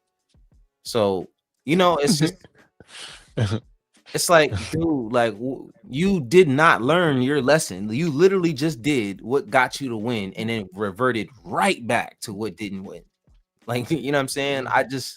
It just really made me solidify how I felt about the offense. And as much as it did work for what it was, I wanted to see a lot more player movement and ball movement. And that's hopefully what I get to see. You know what I mean? Mike Brown, unfortunately, as much as we're excited, he realizes how much the target is on his back. You know what I'm saying? Like, You're in New York in a situation where they just fired a coach who just got them the Win. furthest that they've been in 25 years. Yeah. Good luck. Mhm. You know what I'm saying? Like, because you're really, really you took whatever confidence you had and you said, I'm gonna get it done here. So, you know, I I think don't think he got a target on his back though. He got the easiest job with the roster that they got. Like all you got to do is not in New York, the target is always on your back. You cannot lose. The Cannot target lose. is always. Did you just see what happened to the Liberty coach? Oh, I know. Gone. They let her go. Fired. Gone. Which is crazy. She just literally won the shit. championship last year. She just won the championship. Gone. This is what happens in New York, bro. Like it's not the easiest job. Being a New York coach, period. Like if you lose 2 games in a row, they come in for your job. How is that easy? That's crazy. Because everybody's impatient. They don't know patience. Exactly. That's what makes the job tough. And then I don't know, man. Plan out and then still figure out, hey, what can we do to do better, and then do better. It's not an easy job. Even if you have the best players out there, you still have to make the players play their best. Yep, absolutely. Bodega Wi-Fi said, didn't Brown lose the locker room in Sacramento? He wanted DeRozan to come off the bench. Yeah, I mean, I'm gonna be honest with you. I'd have lost the locker room over there too, bro. Ain't nobody want to listen. Nobody wanted to listen over there, bro. Like he had a lot of, and that's what I'm saying. I think you have to match the players with the coach, and I think these guys are at a position where they want the coach, whoever the coach is, to get them to the next level. You know what I'm saying? Like when you have a collective group that wants you, all right, listen, I'm giving you the opportunity to get us there. Instead of, yo, why don't you just run it this way? All right, whatever. This is what you want us to do. All right, let's go out there and do it. Like that's what the attitude was last year. You know what I'm saying? And that's just the vibe that we felt was, all right, cool. We'll do what you say. You're the coach. We're gonna run it. Hopefully this works. Like, you know what I mean? It didn't feel like there was any trust there. So I do think he matches what this team needs because they realize how close they were last year. I don't think Sacramento ever thought they were close. So there was a lot of frustration there. Like I mentioned before, these young guys were probably on that roster who wanted more minutes because they weren't at the top like we are. We're right there. We're right there knocking on the door to get to that next level. And a lot of these guys never saw the light of day when it came to that. So yeah, if I'm a young dude on a team that ain't really about to win a championship, and I ain't about to sit here and shut up and listen to none of y'all. Y'all ain't getting us nowhere. So let me. Once he cursed them out, that's what it was. Nah, once he cursed them out, that was it. That was the seal of death. They was like, yo, get him out of here. He's gone. Once he started cursing them out, it was the N-word went to flying. They all looked at him like, oh, he's wilding. He's wild right now. He bugged out. He said it. So I mean, at the end of the day, once you I know they was in that. They were like, yo, he's bugged. They say he bugged out. But I don't know, man. Crazy. Somebody let that footage go. Somebody let that footage go, and it was somebody who didn't want Mike Brown there. Because Darren Fox. You know what I'm saying? It was somebody who didn't want Mike Brown there. Because if you wanted him there, you would have made sure that never came out. So, you know, but at least we know who he is. We know who he is now. We know that's who you are. So don't fake that that's not who you are. Just don't come over here calling us all the kind of names. You know what I'm saying? It's a little bit different over here. But like I said, man, these dudes are veterans. It's a veteran-led group. These guys are champions in their own right. In terms of a lot of these dudes have won in college. Some of these dudes won in college. So, you know, these guys know what it takes to get to the next level. They're not just guys who've never won and are just talented. Like these guys have actually won at a high level before. So, you know, I think they're receptive to what coach can bring. And it looks like he's having really good relationships with them. He's talking to them. He's making it about just being good people instead of just being, I'm the coach, you're the player. And he's receptive to what the players are concerned about as well. You know what I'm saying? So I just think I think this team fits this coach a little bit more, and we'll see how it goes. We'll see how it goes. I think we're on our way to a playoff run That will be very memorable. It'll be hard to relive last year. Last year, I guess because it was so long before we were back into that spot, it felt crazy. It was a lot of nostalgia. But I think now there will be a lot less hype when we get there. It's like, okay, what's next? I think once we get to the Eastern Conference Finals, no, don't get me wrong. New York will always go crazy. Yeah, We'll always go crazy, but the expectations now are, you know how after we lost, a lot of people were like, man, but we still got to the Eastern Conference Finals. We ain't gonna have none of that no more. That we had all the because remember, we went second round twice, and then after the second time, it was all right. What's next? And now we Eastern Conference, so at least we got one more, and then we get to the finals. Exactly. I'll push that narrative. I'll be like, yo, this is the second year in a row. We getting there. Yeah, I mean, yeah, but in this, the reason why I'm saying no to that is because the window's wide open. You know what I'm saying? You got Indiana, their main players down. You got Boston, their main players down. The Bucks not really looking good right now. Even though they did. Who's the point guard over there? I don't know. Damn, I was just looking at it. I forgot. But their roster's not looking. Amy make moves. I don't know. They signed. It wasn't even a big move. It wasn't. They signed. I forgot. They signed. They got Miles Turner. Oh yeah, he jumped ship. I don't know. Regardless, this is the window we have, and so I can't. Precious go to Miami. Yeah, but I ain't worried about Miami's all disarray. They talking about trading Bam, so I'm not gonna lie. There's one team that will surprise a lot of people this year, and it's gonna be the Orlando Magic. So yeah, and I think Detroit too. I think Cade is coming to his own. They're gonna be good, but I think Cade is coming to his own, not Detroit. I think he is turning into a star, but I think they're still trying to figure out what they're doing with that roster. You know what I'm saying? Like there's a few moves that they gotta make. But Orlando, if it wasn't for injuries last year, they would have been a completely different team. And then they just now added. Yeah, didn't they add somebody? Desmond Bain. They just added Desmond Bain. That's who I knew. That was a team who didn't put up any 3-pointers at all, and you just added Desmond Bain, who shoots a lot of those. So you spread the floor a little bit more. You give the ball to somebody who can knock down the three, but then you still got what's my guy that was at Duke last a couple years ago? Black. No, Paolo Banchero. Yeah, Banchero, and then you got Franz Wagner.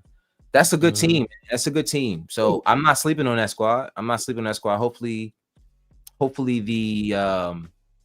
they have to run into the Cavs, and the Cavs could, because I'm gonna be honest with you, I don't have no faith in the Cavs.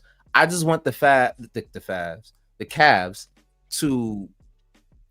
I just knock them around a little bit. So if they end up seeing us, like, you know what I'm saying, they sweating, you know what I'm saying? They got a couple of bruises, you know what I'm saying? Like, I just don't want them to have a nice little easy ride before they get to the Eastern Conference Final and have to see us or something like that. But yeah, man, I think the way this Bodega, Houston did lose Fred VanVleet, torn ACL. So it's rough. It's a lot of stuff going on. Like this year, the window is pretty wide open, and I think we should take as much of a chance as we can and get to the top. You know what I'm saying? And it just do what we gotta do, because once next year starts and a lot of these guys are back, you got the Tyrese's are back, you got the Jason Tatum's are back, and there's gonna be a lot of moves made next offseason. Let's take care of business now. But Boston, you forget Boston also lost Al Horford. That's the heartbeat of their team. I ain't worried about 39-year-old Al, man. Nah, Al still got that playmaking ability, moving the ball around. Yeah, because man, his hips don't even move the same no more, man. Is it Jaylen Brown? He's still on that team? Jaylen Brown's there. Yeah, but Drew Holiday's not. Drew Holiday. Drew Holiday's over in with the Blazers. They traded KP. They traded Drew Holiday, which those two were the pieces that made them who the hell they were. I'm gonna be honest with you. Drew and Al. KP's ability to stretch the floor, Just Nah, just the veteran ability that Drew Holiday has, just all over defensively, and just being a man who won a championship in Milwaukee and then came there and won a championship. You get rid of those two pieces, you can't expect much, because I'm telling you right now, I don't trust Jason Tatum and Jaylen Brown to get me anywhere. The talent is good, but they need leaders. Those two guys need a leader. They need leaders around them. If they don't have a leader around them, if Drew was not there, they're not winning that championship. That's just not happening. But and that's not to take anything from them. It's just that's every team needs a full unit in order to get to where you're trying. For sure. But yeah, man. And yeah, he said Nick Ack said Holiday wasn't good last year, and that's exactly why they got his. So, but yeah, man, that's pretty much it. I think y'all for coming. We did not need to go this long of a show, but it was the first time in a long time. Yeah. Hour and 50 minutes. I'm glad that y'all stayed with us. Giving the people what they want. Yeah, man. Chat out here with us. Y'all, shout out to the chat. Everybody was in there. Nick Yak, RBL, Bodega. Who else was in there? Coach was in there. Wave was in there. There's a bunch of other people in there. Shout out to everybody that came through. Yeah, man, for sure. And everybody watching on Twitter as well. Appreciate y'all for coming through and being here. And contributing to the views and all that. Appreciate y'all. Tune, Rick, y'all got any final words? Anything, Cuzzo? No? Nah, I'm just waiting for this game tomorrow to see what we see. Yeah, that's I'm looking forward to seeing just what I see. I know it's preseason, so you're not gonna really see a lot, but I'm still excited. I mean, like you said, you're probably gonna see 10 minutes of good basketball. Yeah. You know what I mean? But it's just good to see basketball. It's good to see the guys on the court. Even just seeing the guys on the bench, you know what I mean? Yeah, that's mainly what I'm focused on, the bench. Communicating. I want to see how that bench. Yeah, I want to see how that looks. And a lot of these guys, even though they might not be on a team, are guys that I do want to see what they can bring to this team. I want to see if you do want to bring in an Alex Len, or if you do want to bring in a Trey Jameson, what they can bring you, you know what I'm saying, and what they could actually give you for this team. So we'll see how that goes, and hopefully we could beat the hell out of Philly tomorrow, and just for good measure, because we just don't like Philly, because Joel Embiid is still a part of that team. But that's pretty much it, man. It's a great time. Nick Yak says Kolick will show fans. I hope so. Like I said, I like Kolick. I hope so. He gonna show y'all the same old. He has to. I mean, like, he might show us a New Jersey. That's what. Unfortunately, show me some goddamn draft capital. That's what you need to show me. That's funny. Oh man, but appreciate y'all for coming out. If y'all still here, hit that like button, hit that bell, so that you're notified when we go live. Appreciate y'all for coming out. Until next time, y'all. Peace.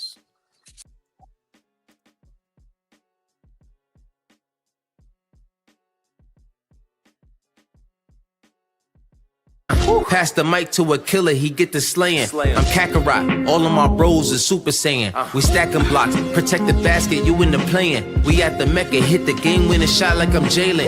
Manifesting energies, praying for my enemies. Taking vacays in the keys, working on our synergy. Changing up my wardrobe, never my identity. Smoke until I gotta